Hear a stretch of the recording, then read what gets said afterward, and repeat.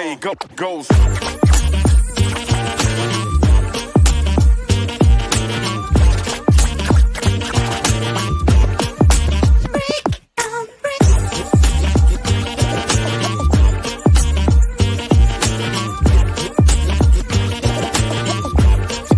Just the way it goes.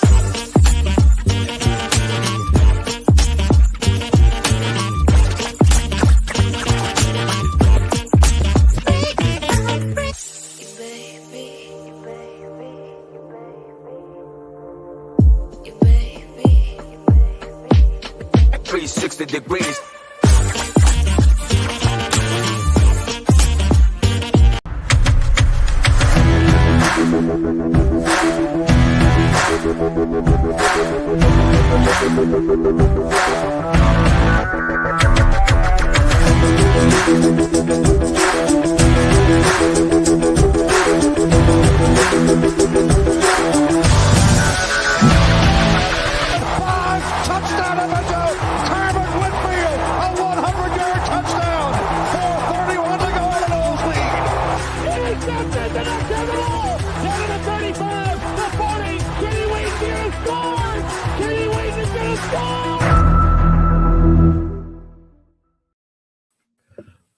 Welcome, college football fans. I am your host.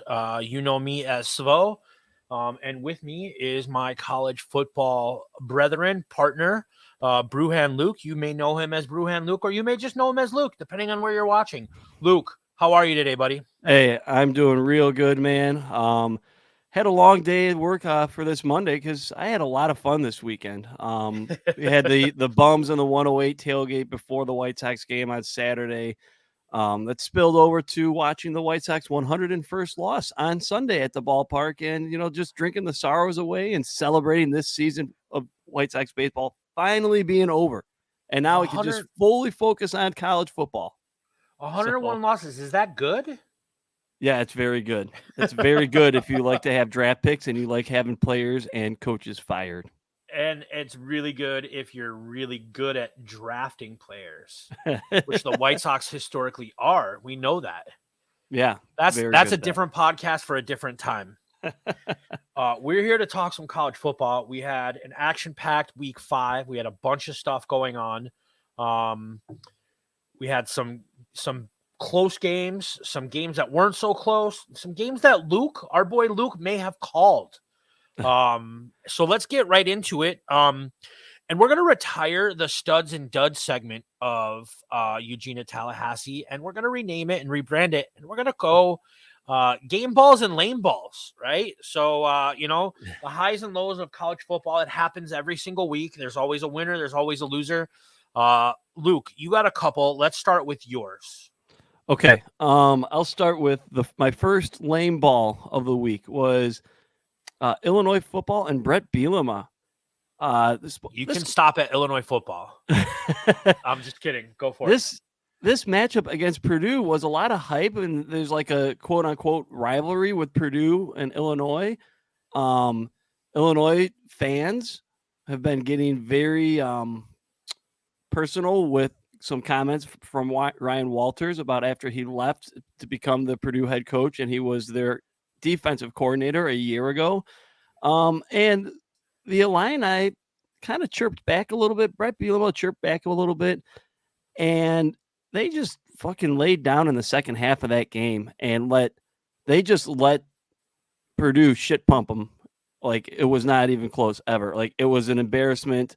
I don't know where Illinois football goes from here because they're in a world of trouble. They've looked like just cheeks all season. It's been really bad. Cheeks. That's a good one. The Illinois football looks like cheeks. I like it. I don't know where they're at in recruiting. It does not look good. Bielema had those guys like preseason hyped, ready to go. But it's not looking so hot for U of I. Sorry, like to our U of I fan listeners. I know our boy Windy City Rebel Johnny is a big U of I fan, and my other podcast spouse Yumper is a U of I alum and supporter. So, yeah, their recruiting probably does not look too much more promising in the future with the new layout of the Big Ten either. I I don't have concerns about U of I football because it's not a program that I'm a fan of or really care that much about. But if I'm a U of I fan, I am very, very concerned about the future of this program and what's going to happen. Yeah. Yeah, like I'm looking at the top 50. They are not even in the top.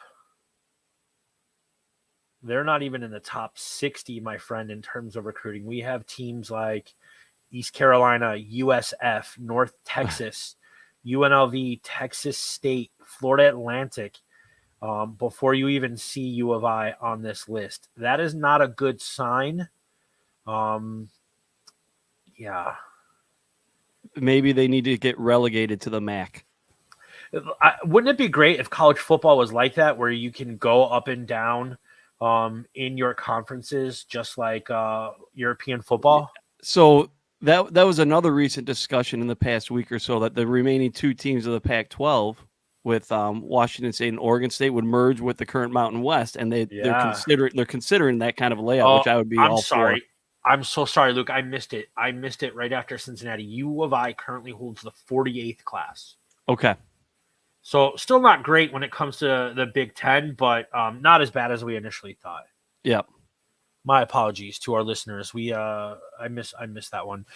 So you got a lane ball for U of I and the Purdue game. You got a game ball? I do have a game ball, and am I allowed to sing here?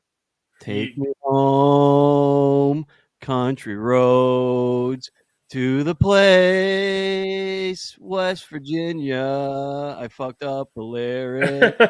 My wife is going to be so mad at you. Take me home.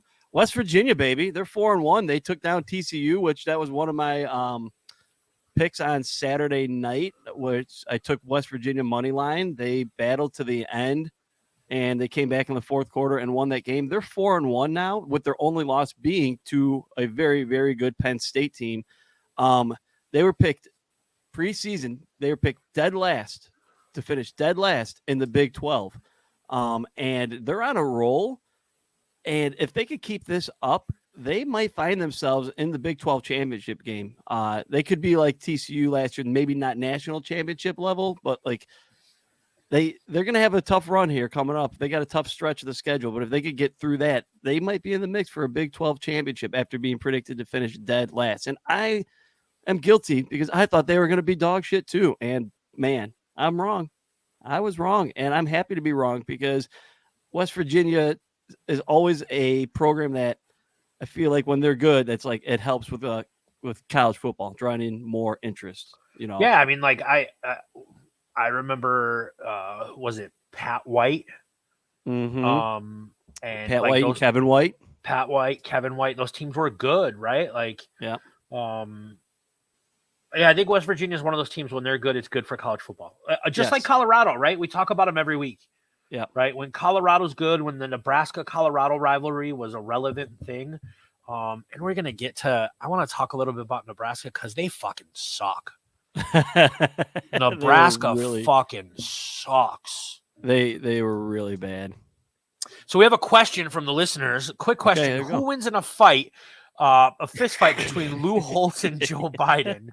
Lou Holtz, Ryan Day's biggest fan, Lou Holtz and Joe Biden. Brian, the answer is I don't know. But I'm going to go with Lou Holtz. And I have a really great Lou Holtz story that I don't want to share on the air. But my godfather was actually like the athletic trainer and like equipment guy for Notre Dame when like Tony Rice and Rahib Ishmael were there.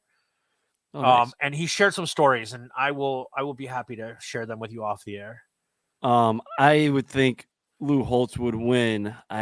But Joe Biden, you're gonna fuck with the president. He's got all access to anything and everything to kick your ass. Like when you are the chief of staff of the country, you have access to everything. Lou Holtz only has access to, spraying saliva all over the place when he's talking shit. This is not a political. This is not a political statement at all. But I imagine that Joe Biden like pretends like he's Batman if he got into a fight and he just grabs his opponent. He's like, "Where's Rachel?" But yeah, it could just be Sleepy Joe. Luke, you got one more game ball and one more lane ball. Who are they?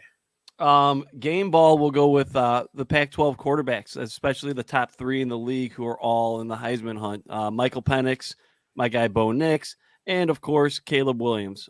They are all just firing on all cylinders. I can't say that about the rest of Caleb Williams' team, but goddamn, those 3, you get those games on, and they're must-see TV right from the get-go. They are special. It really is, man. I can't remember the last time that, like, I text you this weekend right as the USC game was ending and the bums and the 108 tailgate was about to start. I'm like, my ESPN app stopped working. And like Colorado was coming back and I'm like, Jesus Christ, did they really blow this lead? Yeah. So, and then you got one more lane ball, Luke, and I think we have a visual aid for this lane ball. Are you ready for it? Yeah, let's go with it. Lane ball time. Do you want to set the scene before I hit the next slide? Yes, let's do that. So Tennessee, South Carolina played this weekend. That's a big SEC rivalry, as you all probably know, or maybe you don't know because you're new to college football. And that's okay. Yeah, that's what we're here for. There was a South Carolina fan that attended the game, probably had a few too many drinks, probably was running his mouth talking shit about Tennessee, and then South Carolina got absolutely curb stomped by the Tennessee Volunteers, and this guy probably is in a drunken stupor, I'm assuming. I don't know. This is like interpretive art for me in a sense. Like you could put this in the Louvre, you could put it in the Art Institute if you want, and you could ask people 40 years from now, what does this mean? What's going on here? What's this guy doing? There's so much happening. This is like Randy Marsh from South Park in the baseball episode, kind of like this is just incredible. That's the drunken. We can't assume it, but I would think a drunken South Carolina fan who's getting taken out in handcuffs and he can't keep his pants up. His pants are around his ankles, and he's in some. You would normally call them tighty whities, but they're gray. His belly is sticking out. And Luke, what would you give? What would you give to look up, to pan up at the top of the section, and it says Section 108 Neyland Stadium? Oh my God. Well, not only this, look at everything else going on. You got one of the cops that's helping with the arrest trying to pull his pants back up. You've got a kid in the background, like sniping the video, probably a video. It's going to go on TikTok. I'm sure it's somewhere on TikTok because of that kid. He's got the biggest shit-eating grin on his face. You got another guy in the polo shirt back there documenting all of it. And then above it, you just see the big Vowels logo. Like a sea of orange. Like the picture is a sea of orange. The security guards are in bright neon, and he's like trying to pull his pants up, but he's grabbing right at the front. It is absolutely hilarious. It is hilarious. This might be the greatest picture in college football history. It's pretty fantastic. This has to go down in history. Like I got to save this to my phone, like my favorite pictures on my phone. Luke's wallpaper. Like, oh my God, yeah, that like. When you're having a bad day, you want a good laugh. That's on your screen, but then other times it's like, you could always be this guy. Like my God, like, yeah. So the lane ball goes to this South Carolina fan, but part of me wants to give him a little bit of a game ball because, dude, you went through all that shit to get kicked out with your pants around your ankles. My God, how embarrassing! Like, look at you. You are such a fool. Like, what are you doing? Like, absolutely. So that's my other lane ball. All right. I got one game ball and one lane ball, and I'm going to keep it really, really quick. You guys know how I feel about Notre Dame. I hate Notre Dame, but my game ball is going to go to Notre Dame quarterback Sam Hartman. Sam Hartman just led his team down to a game-winning drive to beat Duke, and he cut his post-game interview short to go check on Duke quarterback Riley Leonard, who had a pretty bad ankle injury on that final drive in the fourth quarter. And he waited outside of the blue tent on the sidelines in Durham to make sure that Riley was okay. And that's just a class act, man. That's one of those things that I love about college football when a kid does something like that. Now, Sam Hartman is a 12th year senior and he's about to collect Social Security. So you would hope he would have some maturity, but it's still a good, classy thing to do after you just duked it out, right? Duke had those guys like dead to rights. Yep. And Sam Hartman just led this thing, and he could have just went and celebrated with his team, but he didn't. He went and checked on a colleague. So Sam Hartman, you get my game ball of the week. And my lane ball is pretty straightforward. It's the University of Florida football team and Billy Napier entirely, because Man, when did Kentucky become like when did they become Kentucky's bitches? Like that Kentucky's quarterback did not look good at all, right? He did not have a crazy stat line, but Ray Davis had 26 carries for 280 yards and 3 touchdowns against a Florida defense. that the Florida defense has been ass all year. And then, or no, yeah, they stepped up against Tennessee, but now all of a sudden it's like they reverted and came back to normalcy with this regression. I don't know. Like, And Devin Leary's a good quarterback, but they didn't need to use him. They couldn't stop the run. When you have Graham Mertz as your quarterback, your defense has to be good. Yeah. And it wasn't. And I'm going to go, hey, Yumper, what's up, man? Shout out to Yumper. Yumper did the graphics for Game Ball and Lane Ball. Nice. And he did it in like 20 minutes when I texted him this afternoon. So, Yumper, we appreciate you. Thank you for doing that. You're the man, Yump. But this is going to lead me to this is going to be a hot take, and it's going to be a prediction. Billy Napier is not the head coach of this Florida Gators team next year. It is going to be a one Deion Prime Sanders in Gainesville next year. Okay, that is my prediction. That's very, very bold. I'm telling you, man, like these Florida boosters are impatient. Yep. They are impatient. They want to win, and Deion brings recruits and money to the table. And we knew that this Colorado thing wasn't going to be long. It's going to be even shorter when it's a week 1 thing or a year 1 thing. If that does happen, I don't think it happens, but it's a bold prediction for a reason. I'm scared shitless if it happens. Coach Prime, first of all, you're putting in a scenario where he's going to go to Florida, being a Florida State guy. Man, I don't know. He's pissed off. He's pissed off at Florida State. He's pissed off at the board in Tallahassee. Like, it would be something that he does for attention, for media attention. And I don't mean it negatively, right? Because no press is bad press, right? Yeah. It would be something that he does for media attention, to get recruits. You think that his money went further from Jackson State to Colorado? Imagine what it does from Boulder to Gainesville. Yeah. Well, if that were to happen, my sequel to that prediction, if this does happen, is that Billy Napier would end up either at Michigan State, or he would go to Colorado. Like, either one could happen, but like my bold prediction, and it may not happen, but Deion is one and done in Boulder, and Gainesville pays his buyout for him to become the Gators coach. I wonder, I got to look that up now. You got me intrigued how much his buyout is, because it's probably not cheap. It's probably not cheap, but Gainesville has deep pockets. Pockets. This is a much further down the line. We can have a one-off episode, or we can talk about this like the first week of the off season. But let's jump into our top 25. Are you ready for it, Luke? Yeah, let's go. All right. So our AP top 25, we have a newcomer into the top 25. Luke. Let's see. Did I get the right one? I didn't. This is not the right one. No. This is not the right one. They're ranked, but it's not that. They're ranked. So we have, I don't know what happened. I edited it. Let me see if I can, give me a second here. Okay. I could tell you who 25 is if we want to go that route. It's Louisville. Yeah. It's Louisville. Let's see if this one is. Nope. I'm so mad at myself. This sucks. Let's see what happens when I try to edit it, but that's okay. We'll pull up the one that we have, and we'll work with it. Let's go here. So we have Louisville at 25. Yep.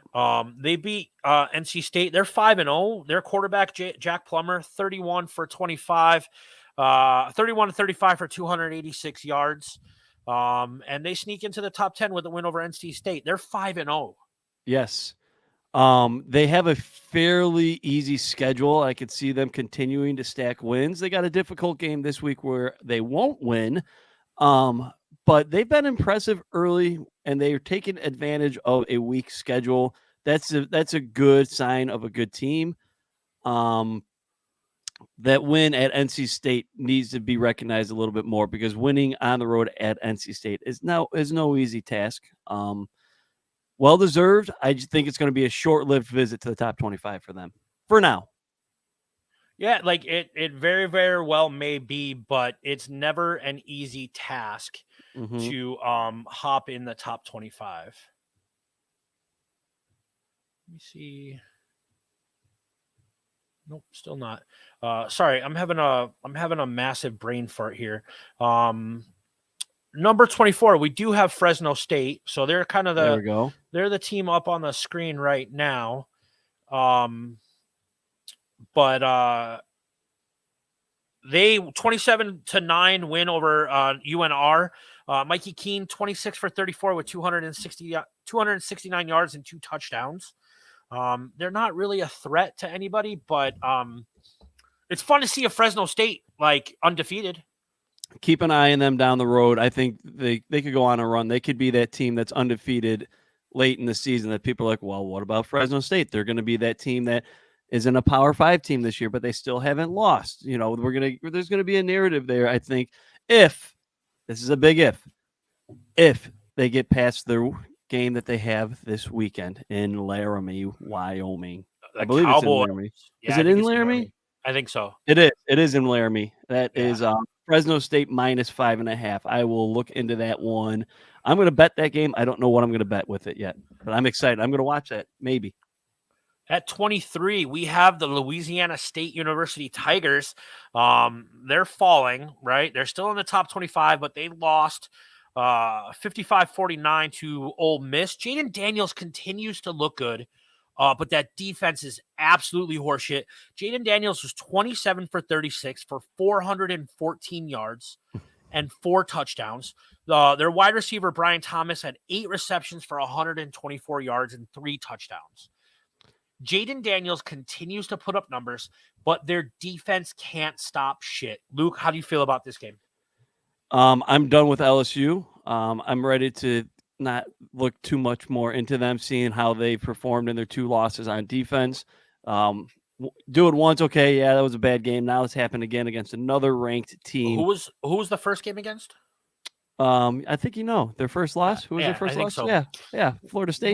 Which brings me to, and this is a good segue, Luke, I got some beef. And I want to talk about this beef real quick, and it's okay because it's kind of with you, but it's also not with you. One of our friends, we'll call him a friend of the pod. We like him. I generally like Dump on the Ump. Good dude. Met him a few times. Had beers with him and everything. Always fucking fantastic interactions with him on Twitter. But he released his top 25 yesterday on Twitter. And he released a couple of them. He released a revised version of it. Okay, I did not know that. All right, yep. Yeah, and I am fucking baffled at this list, right? Like, yes. I know that some of it is the homer in me. But there is no way in fuck that you put Florida State at 7, but Washington at 1, right? And then you argue that they almost lost to BC. Well, they almost lost to BC, but they didn't lose to BC. They beat a top 5 team in the country at the time, LSU. They beat a team that'll be ranked next week again, Clemson. Their only loss came to a Duke, who's a top 20 team. They beat Southern Miss by a lot. They blew them out. They had a close win against Clemson, who's still a conference opponent. So get the fuck out of here with Washington ranked higher than Florida State, with Ohio State ranked higher than Florida State, with Oregon ranked higher than Florida State. I think it's more of a case for why Washington my thought was Washington struggled with an Arizona team this week, Luke, an Arizona team. There's a case for, okay, but you make the counterpoint to that, and you could go back to what you just said, where, well, they beat them. That's the same. But why don't you hold the Washington team to the same standard that you hold this Florida State team to? Maybe I don't understand it. He might value Arizona and the Pac-12 more than he values the ACC schedule. Well, then he also values smoking crack cocaine. I can't comment on that. I mean, the Pac-12 is currently the best conference in the country. So he does have a point there. He's making a case for Washington, I think, being number one So you because have Washington number one over a undefeated Georgia team who's number one until they ain't. No, not you. But you have Washington over a Georgia team who's number one until they ain't, right? That team absolutely deserves to stay number one until they lose. They could possibly be the 3-time defending national champions. Now, I don't know if they will be, but they are until they ain't, right? That's exactly it. You have a Michigan team at 4. Michigan at 4? I'm curious what his reasoning behind Michigan at 4 is. Maybe because of the fact that they're potentially just going through the motions right now, knowing how weak their schedule is. They don't have to really show much, but he's looking at the result and the product on the field saying, yeah, they're kind of flat. Well, yeah, they are because they can be. They're not doing like every game for them is like a preseason game right now with the way Michigan's schedule is laying out. That's what my thinking is. I mean, Washington's been very impressive. Washington's not my number one team. Washington is by far easily in my top 4 right now. Now that could change 2 weeks from now when you've got a showdown between Oregon, and I can't believe I'm actually talking this much about a team north of Eugene when the name of this podcast is Eugene to Tallahassee. Like that, they're not even on my radar. Like that's a big border war rivalry game. I can't believe we're using the W word so much in this podcast. Unbelievable. I don't I don't get it. I don't understand it. The rest of his list, it could be put like in whatever order. They're all top 25 teams, but he's also got a Texas A&M team in the top 25. That's interesting. There's got to be some reasoning behind it. Like there's some thought to it. He put in the work to put in a top 25 rankings list. I appreciate it. I appreciate it. But I'm just curious. But Florida State at 7 has got me absolutely fired up. Okay, here's a case for why Florida State would drop in the rankings. Now, Florida State did get some first place votes this week, but maybe also now he's saying that LSU win is now not as valuable as people think after the way they have also now lost. They lost to Ole Miss. They lost to a top 25 Ole Miss team, Luke. They didn't lose to fucking Sisters of the Poor. They did not look impressive. Their 2 losses have looked so bad. So if you're saying I could see where he's coming from. I know he's just doing it to fuck with me. Like I know he is.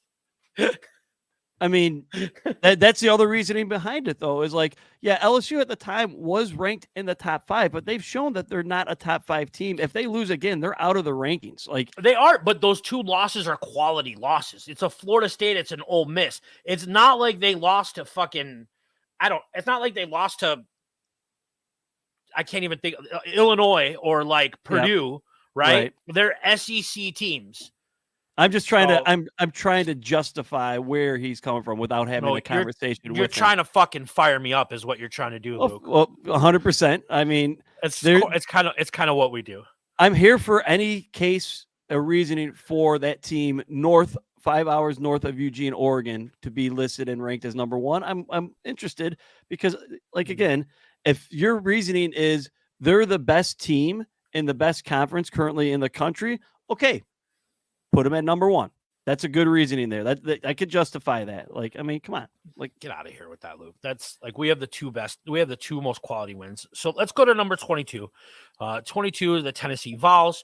41-20 win over USC. Joe Milton, 21 for 32, 239 yards, 1 touchdown, and 2 interceptions. This was an impressive win to me over South Carolina. Mm-hmm. It was a win, but South Carolina is just not that great. Which keeps them in the top 25. That the highlight of this game was the man with his pants around his ankles getting arrested. Let's all be honest here. Like absolutely. We have coming in at 21, we have the Missouri Tigers. 38-21 win over Vanderbilt. It's Vanderbilt, so no one gives a shit. Brady Cook, 395 yards with 4 touchdowns. Nothing too insane. And then at number 20, we have some newcomers to the list, if I'm not mistaken, Luke. Yes.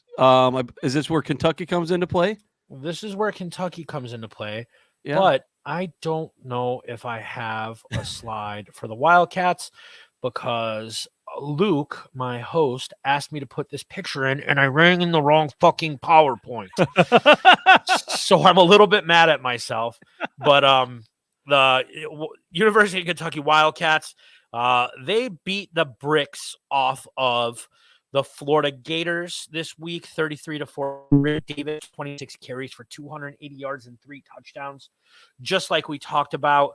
And then that brings us to our number 19 team in the country, the Duke Blue Devils. Okay.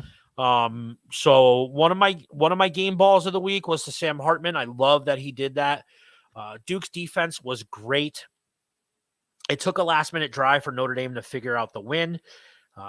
But the big story here, Luke, is Riley Leonard, high ankle sprain. No timetable for his return, but it was not a tear. Yeah, that high ankle sprain is going to keep you out for a while. But that's sad because he's a NFL draft pick waiting in the wings. That's going to set him back. That's going to set Duke's team back. I mean, their defense can hold their own. It's very unfortunate. He's fun to watch. The guy's electric. He's a baller. They come into Tallahassee in 3 weeks now, and they'll be without Leonard, and it's probably he's probably going to still be out. Like a high ankle sprain could be a month. And I wanted Duke. I wanted Duke at its best, right? 100%. Like it sucks. It's a big loss. He seems like a class act kid. This team was super fun to watch, but I mean that's because that's one you go into Tallahassee, you play for Florida State. Let's say you lose that game, but you could still play. You got a shot still to come back into the ACC championship game without being a one-loss team. You know, they're in the mix. Maybe they get a New Year's Six bowl bid when it's all said and done as a potential 2-loss team. I don't know. That was my prediction a couple of weeks ago after they beat Clemson in week 1 is they could be a New Year's Six team. But, you know, if you don't have Riley Leonard against Florida State, you're probably not going to win that game coming up. That's going to be rough. And then if you find a way to get back into the ACC championship game, now you have to win that game to be in the New Year's Six bowl bid consideration, you know. Yeah.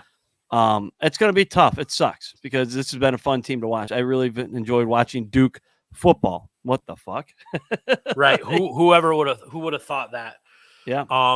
What do we got next at 18? We have the Utes of Utah, and I think the only thing they lost to Oregon State 21-7, and I think the only thing on everyone's mind, Luke, is where's Cam Rising? I don't understand it. The week before, all the reports said that he was practicing in full. The only theory I could think of is maybe during one practice, he re-aggravated it, or they're just being extra cautious because he's coming back from an ACL injury and he's still not fully ready. It's taken a lot longer than they thought. But, like, if he's practicing in full, shouldn't he be ready to go if he's practicing in full all week for these games? Like, you're into Pac-12 play here, and if you've won the Pac-12 back-to-back years and you don't have your best player on the field, you're not going to win the Pac-12 again. Like, and they're showing, to quote our guy, Tom Fornelli, Utah's offense is Iowa's offense, but it's different colors. Utah is Iowa, but red and black instead of gold and black. Like, you mean boring is what you mean. And that's okay. That's why I picked Oregon State Friday night, and I flipped my pick because I just saw the writing on the wall. Oregon State was just annihilating them. Yep. And then coming in at 17, we have the Miami Hurricanes, who are on a bye week. They play Saturday versus Georgia Tech. Yeah. So it should be another win for Miami. So we're setting up a Florida State-Miami game in Tallahassee with 2 undefeated teams, maybe, Luke. Okay, so that's coming up in the near future, I believe, correct? Like, that should be pretty soon. No, it's still – hold on. You know I have Florida State's schedule handy. It's in 4 weeks. Okay. That could be a potential college game day visit right there. Oh, it absolutely could be, especially like I'm almost positive that it's in Tallahassee. So let me just see. Is that the same weekend? It's November 11th. Okay, It's in Tallahassee. There's no time or no broadcast. Like if both it's those too teams are soon. Yep. if both those teams are undefeated, that's a game day. That's a game day in Tallahassee. Not on my watch. It's going to be Oregon USC when I'm in Eugene. That's where College Game Day is going to be. They want to follow Brewhand Luke to Eugene. I hope for your sake that it is, but like you got a top 10 Miami team and a top 10 Florida State team. It's going to be in Tallahassee, buddy. I disagree. Like what rivalries got more juice, Luke? Come on. I mean, historically, come on. Let's say the game between Oregon and USC could also be two undefeated teams, or it could be a one-loss USC or a one-loss Oregon, and the other team is undefeated. I don't know. There's a lot of good games on the schedule that weekend. I'm just saying. Okay, ESPN and College Game Day love going to Eugene once a year. That's the whatever you say. Dump on the ump with your bad takes. All right.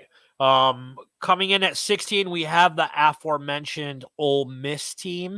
They beat LSU 55-49. Jackson Dart 26 for 39 with 389 yards for 4 touchdowns. Trey Harris and Jordan Watkins both had over 100 yards receiving, and both had touchdown receptions of over 60 yards. That LSU defense is fucking awful, and Ole Miss just took advantage of it. Yeah, I'm curious to see what happens with Ole Miss down the road. Lane Kiffin can't get over the hump and beat Alabama, but he can handle this kind of a matchup. Like I don't understand this Ole Miss team. I love Lane Kiffin. I think he's hilarious. He's entertaining as fuck. But what's this Ole Miss team going to get done? Like, are you trying to win an SEC championship? I don't see it. Like, where does Ole Miss go from here? Like, that was a big win, but how big of a win is it? We were just talking about LSU. Like, LSU might not be that team that everybody was hyping up. Like, Brian Kelly and that defense are in trouble. They've got issues, and Ole Miss exposed that again, just like Florida State exposed LSU early in the year. Where's this Ole Miss? Like, give me some sort of direction with what this Ole Miss team is down the road. Like, big picture. I don't understand this team. I don't. They like to score a lot of points every game. That's all. They also like to give up a lot of points, and they just happen to score more points than LSU this week. I'm telling you though, Jaden Daniels is legit, bro. He's good. Like he's good. What do we have next? We have the Oregon State Beavers coming in at 15. Like I said, they beat a pretty much lifeless Utah team 21-7. Your boy DJ was 14 of 25 for 204 yards, 1 touchdown, and 1 interception. He's not good. How dare you call him my boy? Fuck that guy. Fuck Oregon State. Oregon, the real team in the state of Oregon. Can we talk about that? Can we talk about that tweet? Did you see that this week? Uh-oh. I think I lost you there. Or is it me? I don't know. Oh, boy. Come on.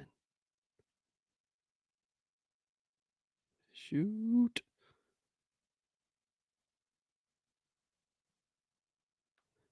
So, anyways, we had Svo is out. Oregon State earlier in the week put a big promo video and tweet out earlier this week with this tweet saying that Oregon State was the real team in the state of Oregon, that they were Oregon's state team, and that they were the only team in the state.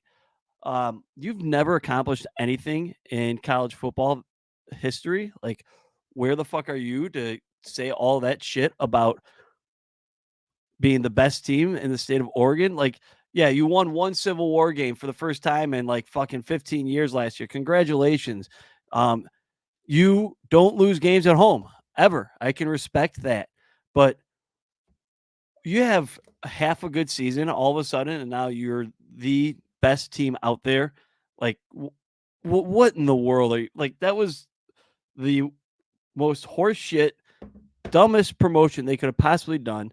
They probably knew what they were doing with that kind of a tweet to stir the pot because they're bitter. They've got sour grapes because of the fact that no teams want them. They're the last two standing in the Pac-12, them and Washington State. So now they're going to say, "Oh, we're the pride of Oregon." Like, get the fuck out of here. Nobody wants your team in their big name conference. You're going to be in the Mountain West. You're having a good run here. You might not even have your head coach down the road because he's having some success at Oregon State, which nobody fucking does. I don't know how long Spo's going to be out for, so we're just going to keep rolling here. I mean, if you got questions in the comments section, I'll answer them. So let's go with that. Ask me some questions here, college football or anything. This is like when the 108 has MSS talking for 5 minutes by himself, and they just sit there and they let MSS go. I don't know who else we had in the rankings after that. Oregon State,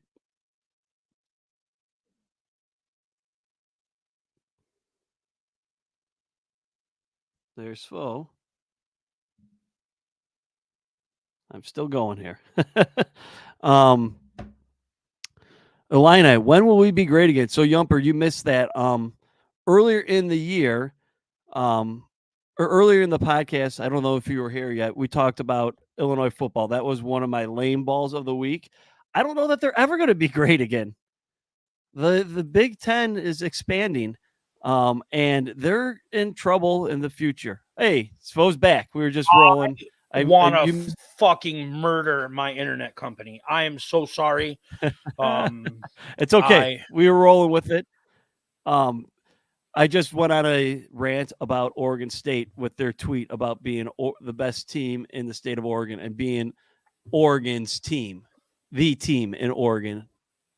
So that's what you missed. I ranted about Oregon State's shitty, dumb fucking tweet saying that they rule the state of Oregon. They definitely don't rule the state of Oregon. I like busting your balls, but they don't ruin. They don't like. There's just no real rivalry. Like there's a rivalry there, but it's not like.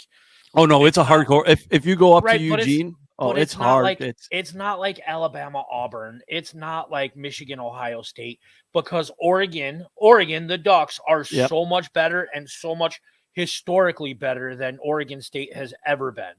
Yeah, they usually own that rivalry big time, except for last year where it was a very embarrassing meltdown, which we won't talk about. But that rivalry is called a civil war for a reason. Those fucking teams hate each other, just like how much those other rivalries you mentioned hate each other.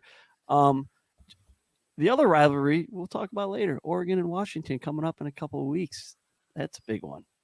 So all right, so we left off with Oregon State. Our next team is the North Carolina Tar Heels. They had a bye. They play this week against Syracuse. Washington State also had a bye. They play this week against UCLA. And then our number 12 team in the country, the Oklahoma Sooners. Boomer Sooner, there they are. Boomer Sooner. Dude, we talked about these guys a little bit last week. They beat the piss out of Iowa State 50-20. Dylan Gabriel, 26 for 39, 366 yards and 3 touchdowns. And next week, it is the Red River rivalry, one of the greatest I'm excited. rivalries in all of college sports. The University of Texas and the Oklahoma Sooners. I'm not going to lie. I think if Oklahoma wins this game,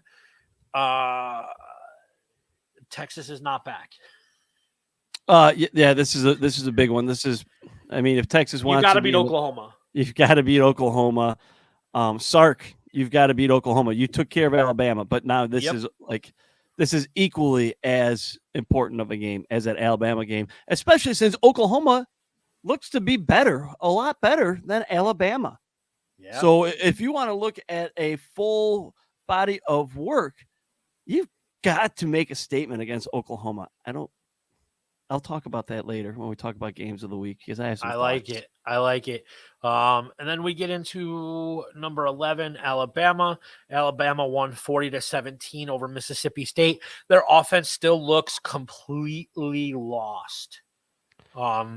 Jalen Milroe had 11 carries for 69 yards and 2 rushing touchdowns. And they play Texas A&M next week. I disagree with this order of the rankings. Oklahoma should be ranked ahead of Alabama. I agree. I'm not disagreeing with that at all. But Texas A&M and Jimbo Fisher, we know that Nick Saban and Jimbo don't get along, so it'll be interesting to see. Both of those teams will be fired up. And coming in at number 10, we have the Notre Dame Fighting Irish. So still in the top 10 after that loss to Ohio State. They struggled with Duke for most of the game. But Sam Hartman looked not like Sam Hartman that we've seen previously. 15 for 30, 222 yards. Okay, so we don't have Notre Dame Louisville in our games of the week that we're talking about, I don't believe. Is that correct? Oh, we absolutely do. Oh, we do? Okay, I'll get to that one later then. I have a lot of thoughts on that game. Sam Hartman's he's an NFL quarterback. I mean, he hasn't shown it as much this year. Their running back, what's the name of their starting running back? I was impressed with him on that game-winning drive there. He's good. He ran well. He's good, man. Like Hartman went to his tight end again and again and again, and Notre Dame just freaking produces tight ends. It's unreal. What the hell is the running back on Notre Dame? On Notre Dame, his name is Audric Estime. Yep. I've been impressed as hell by that guy, almost more than I've been impressed with Sam Hartman because kind of knew that's 18 carries for 81 yards and 2 touchdowns, including the game-winning touchdown on that final drive. It was a 30-yard run. He's currently the favorite on the betting line for the Doak Walker Award for best running back in the country, ahead of guys like Blake Corum and everybody else. So he's I would vote for him right now for Doak Walker, just seeing what he's done. Let me just clear, like, I fucking hate Notre Dame, Luke. I always have, I always will. It's just not going to change. So Spags, if you're watching, sorry, man, but fuck you. Oh yeah, fuck Notre Dame. No doubt in my mind about that. But when Notre Dame is good, college football is good, and it's good to have. I got home, dude. I had a Saturday. Can I vent here for a second, Luke? Yep, 100%. I just did a good one. Now it's up to you. Go for it. So Saturday night, I got home from work, and the new iPhones just came out, and at 8:50, an older gentleman walks in, and he wants to return his phone. Not a big deal. We don't care, right? I sell so many phones. But he's honest with me, and he tells me that he has early onset dementia and he can't remember things, right? And I'm like, okay, fuck, I gotta make sure this guy gets taken care of, right? Because I can't have him going home without a phone. So he doesn't remember his passwords. He doesn't remember his passcode to get into his phone. I cannot activate his phone. Luke, I am trying everything to get him taken care of. I can't activate his phone. I gotta send him home without a phone because there's nothing I can do. So I write down what he needs to do, and I'm like, I'm over this, right? Like, I want to go home and watch college football, and I felt so bad.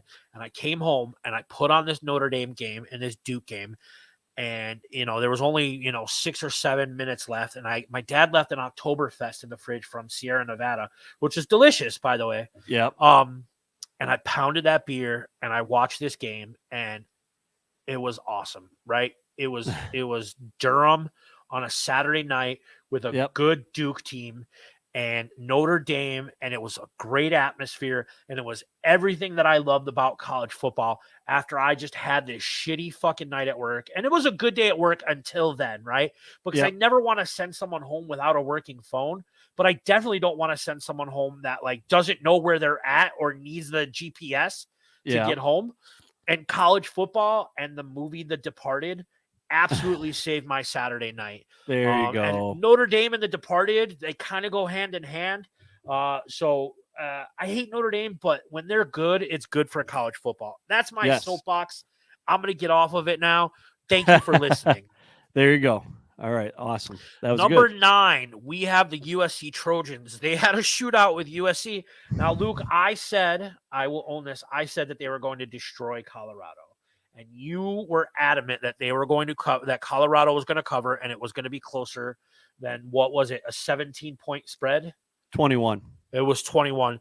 Yep. And USC was up by a lot for a while, and then the bottom just fell out, and it was 48-41. But let's talk about Caleb Williams. 30 for 40 for 403 yards and 6 touchdowns. He's the real deal. He is the real deal, and just like Georgia, he's the Heisman Trophy favorite until he's not. Gordo, go fuck yourself. I am not a closet USC fan. That is slander, and I will not accept this on the podcast here. Future Bear. He might be baloney. You want to come on and talk about how you want him as a future Bear? I'll send you the link right now if you want to come on and talk about why you want him as a Bear. He's got that could be. No, he's preparing for his pod right now. We want to be the lead-in to the bums on Mondays. So if you're watching us, tune in for our boys in the Chicago Sports Bums after this. They're way better looking than we are. But yeah, dude, he is the real deal. He is so good. He rolls out. I mean, he's got a lot of time to throw the ball in the pocket, but he throws on the run really, really well. And he's gonna go number 1 overall. And if you're one of those guys that are like, oh, he's gonna stay in college another year, you're a fucking idiot. Like, I don't know, man. He's not gonna stay. He's not. Oh my god. I don't disagree with you, but in the back of my brain, it's like the NIL deals now. If they just keep upping the NIL money, like, what if USC says, fine, we'll fucking pay you $15 million in NIL money to stay one more year? There's no way he passes up on a rookie NFL contract. It's just not going to happen. What if USC says, we'll give you $15 million in NIL money, and then you're going to get even more the year later? Like, I would think about it. He's going to take the $40 million to play for the Bears. He's going to make way more in endorsements. It's not going to happen. Because even if he insured himself and he screwed his leg or his ACL or his MCL, it's just not going to happen. Or it'll be the Eli Manning situation where he thinks he's so good that he could demand a trade to the team of his choosing. Maybe. I just can't see it. I can't see it. Yeah, I mean, we'll see. Don't fuck it up, Bears. Don't fuck it up. All right. And then we have Oregon at number 8, 42-6 W over Stanford. Bo Nix, 27 for 32, 290 yards, 4 touchdowns. And then they have a bye week next week. Who do they play after that, Luke? A team that resides in Seattle. They have purple and gold colors. UW. Go Huskies. They smell bad. They smell bad. They look like shit. They're ugly human beings. I shouldn't say this. I shouldn't say that. That's not nice. That's terrible. Fuck them. No, the Ducks look good. They started out, a little slow in the first quarter. They were down 6-0. Positive from being down 6-0 is you had Stanford in the red zone twice, and it was bend but don't break. They held them to 2 field goals, and then Bo Nix and the offense said, hey, we actually got to play a game here. Let's start playing. I don't want to have to play the entire fourth quarter. I want to be actually, get taken out of the game and get some rest and recovery and not have to play a full game. They did just that. They absolutely dominated the rest of the way. Bo Nix was throwing dimes all over the field. They got a 3-headed monster at running back. They got a 4-headed monster at running back, but one guy is currently out. Hopefully he's back for that Washington game, but he might not be. I'll have to look into that, and I will find out. I'll try to get some confirmation or some info there. I don't know that I will get that because sometimes they're very tight-lipped there in Eugene. Yeah, and the defense, man. People can't look past Oregon's defense. Is it the best defense in the Pac-12? And if it is, that will be the difference in every Pac-12 game. Because if Oregon has an offense humming like they do, and they also have the best defense in the Pac-12, that's a playoff team. Yeah. So absolutely. We got to see what happens down the stretch here. Their next game is massive on the road in Seattle. It's a rivalry game. Ew. Well, that's who's next at number 7, Ew. Washington. Not number 7 in the country, by the way. No, number 1 according to some people. Should be higher. The fuck out of here. Should be high. They should 100% be in the top 4. They're in my top 4. 100%. Uh, And I don't it's gonna say be- nice things. I don't say nice things about the enemy. I'm saying It's nice gonna things be- about the enemy. It's gonna be fun on October 14th against Washington.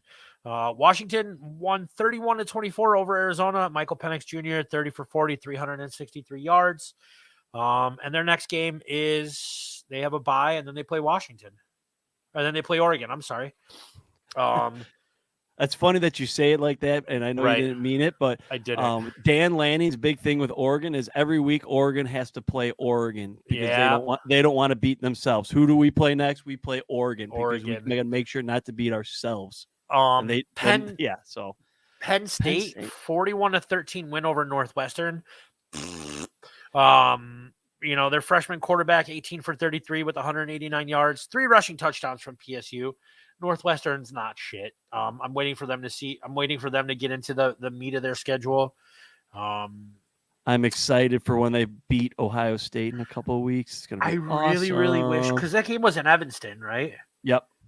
I really wish I would have been off on Saturday and I would have went to that. I know we had the 108 tailgate and we had the bums last whiskey at Comiskey, but Penn State and Chicago would have been really cool. That's fun. Yeah, that's fun. Yeah. Northwestern games are kind of lame, but Penn State's not lame. I've only been to one Northwestern game, and it was against the Gophers because my best friend was a big Gophers fan at the time. But there were more Gophers fans there than there were Wildcats fans there. It was pretty cool. Okay. All right, now we get into our top 5. Number 5, we have the Seminoles of Florida State. They had a bye week, and their next game is Saturday against Virginia Tech in Tallahassee at Doak. I am very, very excited for that because I will be in attendance. I will be having some Sweetwater 420 IPAs. Nice. In the stands at Doak with my best friend. And I'm gonna do some Yes. some what game day is like at a big school from Tallahassee this week. It'd be cool if you do it for Eugene for us too. Oh, that's on the list. I got some ideas. Absolutely. Cooking. So Number 4, we have Ohio State. They had a bye. Next week is Maryland, so there should be another W for Ohio State. And then we get into our top 3, the Texas Longhorns, who absolutely blew the lid off of Kansas, which was one of our games of the weeks last year, and they just beat the pants out of them. 40-14. Quinn Ewers 25 for 35 with 325 yards. Luke, how do you feel about Texas? that classic meme. They had him in the first half. We saw it. We all saw it. Like Kansas kept it close for a half, and then Texas said, "Yeah, no, we're done. We're gonna get this going now." Like, yeah, I think was Quinn Ewers. The bigger thing for me is that Texas continues to develop and recruit stud running backs, Bijan Robinson, Roshan Johnson, and now Jonathan Brooks, 21 carries, 218 yards. Yes. 2 touchdowns, including a 70-yard touchdown run. To have a running back in that offense to complement this Quinn Ewers, not last year's Quinn Ewers, to complement this year's Quinn Ewers, there's something cooking with that Texas offense. And the Texas defense, let's not sleep on that. They've been doing a pretty good job. I'm a little 14 biased. 14 points against like a conference opponent, a good Kansas team. Yeah, and just a little shameless plug. Co-defensive coordinator Jeff Choate is the fucking man. He is one of the best coaches in the country. I'm extremely biased. He was the special teams coach when I was at Eastern Illinois, and my roommate was a kicker for the football team at Eastern Illinois, and he was his coach, and he said he's the best coach he's ever had as a coach.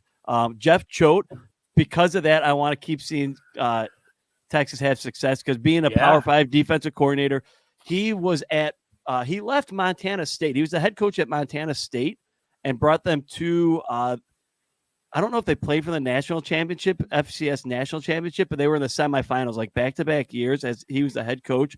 He left that job to go to Texas to be a co-defensive coordinator.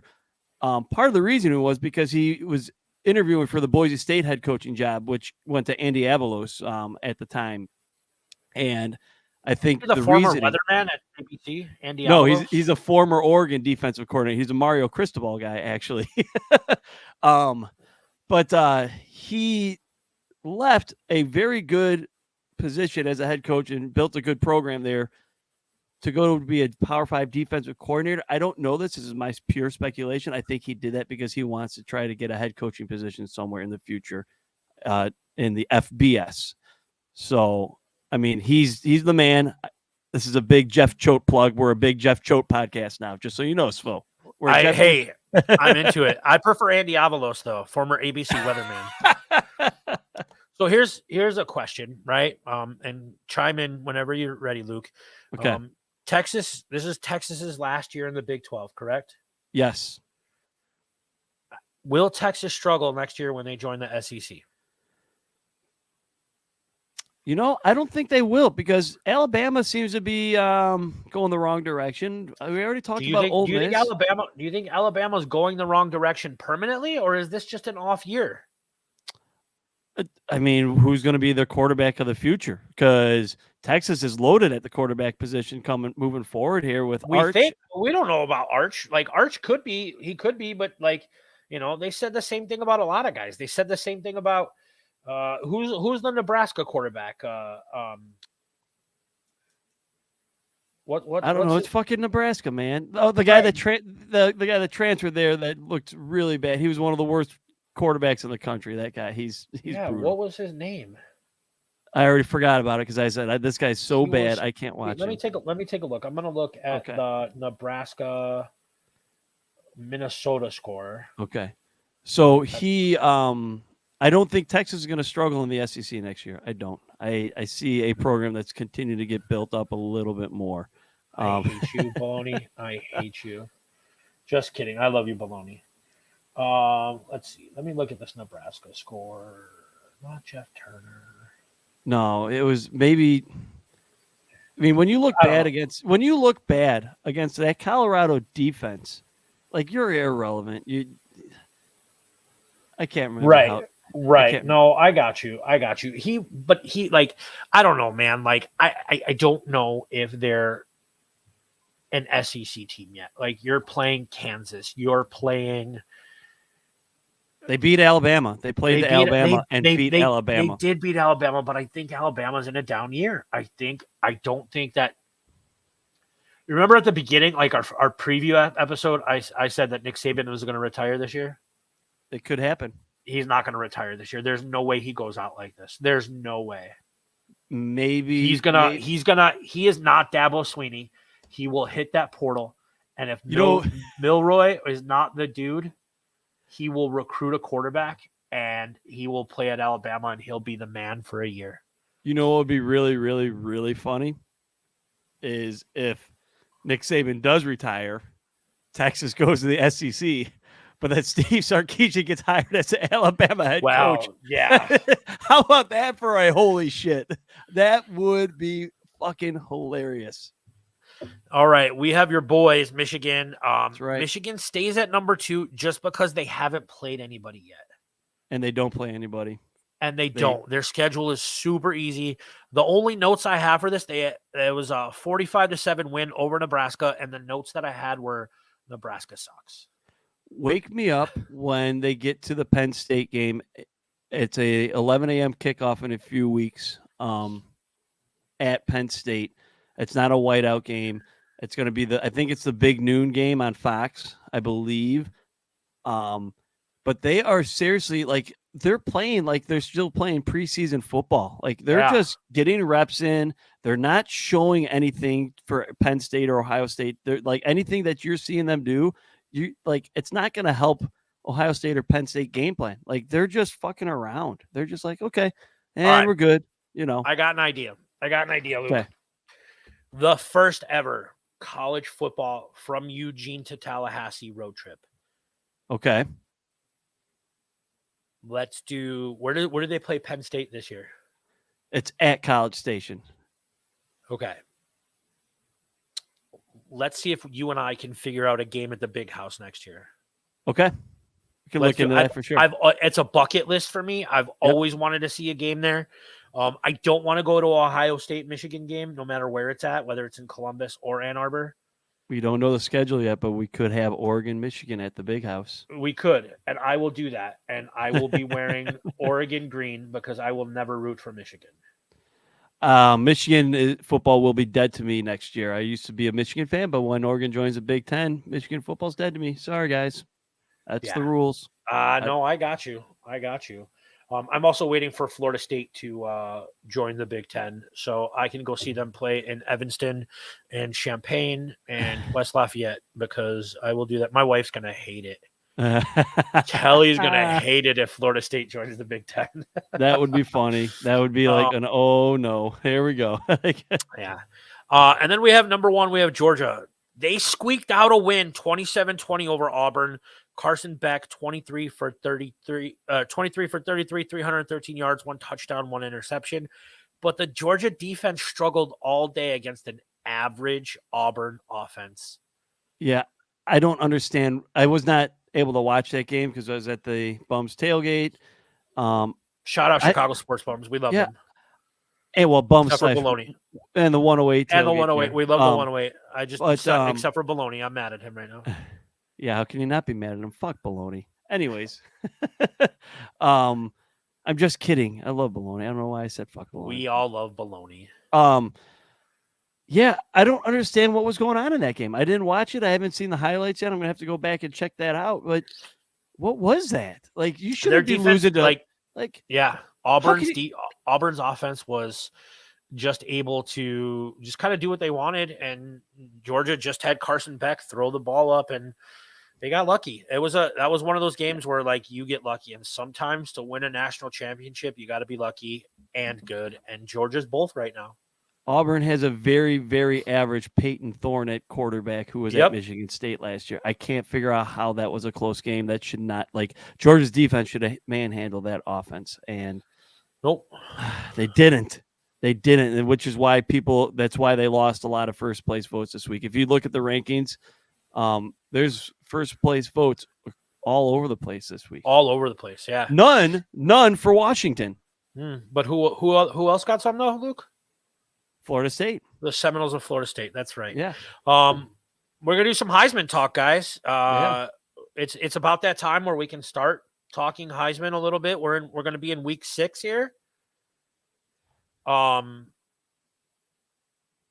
think Luke, stop me when I'm wrong here. Okay. But I have 3 candidates for the Heisman, and I know we talked about this pre-show, but it's Caleb Williams until it isn't, right? Yep, he's a big time favorite right now, and for good reason. And number 2, it's Michael Penix Jr. at number 2. Yep, he's the second favorite currently in the betting odds. And then I have a tie at 3 between Bo Nix and Jordan Travis. Okay, so yeah, Bo is actually third. So again, going back to my game balls of the week with the Pac-12 quarterbacks and those 3, I have those 3 on there. You have Jordan Travis. We have to mention Quinn Ewers in Texas. Yeah, I don't disagree at all. I think it's between those 5 right now. Yeah, and like Caleb Williams is already like. Say what you want. We talked about this on Saturday. It was Colorado. Caleb Williams has already secured a trip to New York at least. Yep. And he did anyways because he's the reigning Heisman Trophy winner. But he's going to get an invite on that stage. There's only been one college football player ever to win back-to-back Heisman trophies. So that's where it's going to be a little bit where he's got to break the odds and prove that he can do it. And it's as unfortunate as this sounds, sometimes the Heisman voters look at the team's record when deciding it instead of looking at the player himself. Yeah. You see it like all of a sudden, okay, USC, if they lose 2 games and it's the defense's fault, voters are going to say, well, we can't give that to Caleb Williams because he's not the best player on one of the best teams. Yes, you can. You could still give the Heisman to Caleb Williams. But selfishly, I want to see Bo Nix win it because Oregon's only got one Heisman Trophy winner ever, and that was Marcus Mariota. And Bo Nix, and here's why he's one of the top 3 favorites in here. He's putting up Marcus Mariota kind of numbers at Oregon. If you look at his touchdowns to his turnovers, he's thrown 1 interception through 4 games. 1. So selfishly, I want to see Jordan Travis win it because we only have 3 Heisman Trophy winners, in the history of the Heisman Trophy. So I love it. I love it. Really, Florida State only has 3? it's Charlie Ward, it's Chris Weinke, and it's Jameis Winston. I knew Chris Weinke and Jameis. I did not know Charlie Ward. I would have, just for some reason, I thought they had more. No, it's okay. 3. All right. So those are our Heisman Trophy. That's our Heisman Trophy watch. Now let's get into our games of the week, right? Let's go. And I think these slides are okay. And they are. Yes. So the Red we have River rivalry. we have the Red River rivalry. We have Texas and Oklahoma. Two undefeated teams. Dylan Gabriel versus Quinn Ewers. Where's it at, Luke? I believe it's in Texas. Yep. It's in Austin. It's in Austin, or no? It's in. Oh no! It's in Oklahoma. Oh my God! It's in Norman, right? It's in Norman, yeah. And Oklahoma is a 6-point home dog in Norman for this. So, game. Luke, what do you got? Let's hear your predictions. I'm allowed to. I reserve the right to change my picks as we approach the weekend. Hey, it's only Monday, so we're gonna allow that. Just like I did last week, and I changed and flipped from Utah to Oregon State after looking at the breakdown and the numbers in a lot more detail. I have not looked fully at the breakdown here. I've been very, very impressed with Oklahoma's offense. Yeah, Dylan Gabriel looks to be the real deal. They do not play defense. From a personal standpoint, I want to see Jeff Choate and Texas defense ball out. I do. From also a financial personal standpoint, if I do make this pick, I would definitely take Oklahoma getting 6 points at home in a rivalry game. Like, that is, if I'm an Oklahoma fan, if I'm John Shank, if I'm Shankster, I am saying, look at this disrespect that they are giving us at home in a rivalry game. 6 points after everything we've put into this body of work for this season so far. We're undefeated. Don't forget about us too, guys. We're not little brother here. This is our year. Like, I am fuming if I'm an Oklahoma fan right now and I'm seeing 6 points at home. At home. I think this is a 3-point game. This is Luke, a 3-point game. This has got upset city written all over it. I'm going Oklahoma by a touchdown. Here's the other one I do love. I like this play a lot. This is one that will not change. I will lock this one in right now. The total is 60.5. I'm taking the over 60.5 by a mile. All right. Sorry, Jeff Choate. I just talked so nicely about how awesome of a coach Jeff Choate is. He's one of the best coaches in the country. And now I'm taking the over in a game where he's the defensive coordinator. Our next game of the week, purely because I will be in attendance, is Florida State, Virginia Tech. I'm excited to get back on campus in Tallahassee. I'm like emotional just thinking about it, man. Like, awesome. I'm super fucking excited. I leave Friday night. We fly into Jacksonville. We drive the 3 hours to Tallahassee. Sweet. It's going to be awesome. I don't care that it's Virginia Tech and they're terrible this year. There is not a lot of game day experiences better than Doak when Florida State's rolling. So we don't need to get too much into it. Florida State should steamroll these guys, but I'm very excited. We need betting odds on Shirtless Foe and then Shirtless Foe being on TV. We need those two. Got to find the betting lines for that later. Those odds are in my favor, my friend, because that's happening. Yes, let's go. We have Georgia, Kentucky this week. Number 1 Georgia versus a new entry into the top 25, the Kentucky Wildcats. I don't really know if it's going to be a close game. Nope. But, it's still 2 heavyweights in the SEC. I'm going Georgia to cover that spread. Luke, how about you? Yeah, I think Georgia bounces back in a big way here. I think a big part of the reason why Kentucky bumped all the way up to 20, which to me was like, you beat Florida. Why would, I could see it be a 23 or 24 or 25 to move all the way up from being unranked to 20 against a Florida team that looks horrible. Like, that was a little bit of the voters saying, "Oh, they got Georgia next week. We got to rank them. We got to rank them in the top 20. We can't put them in the top 25."